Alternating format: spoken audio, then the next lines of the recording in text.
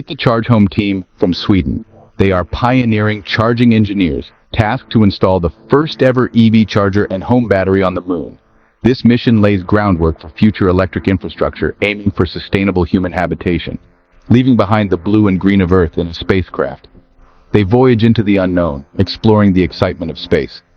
After a breathtaking journey, first time in space, they land on the moon. The Chargehome crew, tired after the journey but energized by the mission, take their first steps.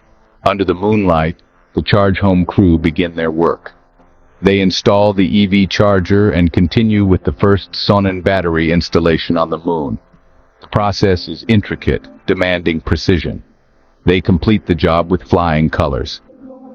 As they gaze at their work, the Chargehome crew understand the enormity of their achievement.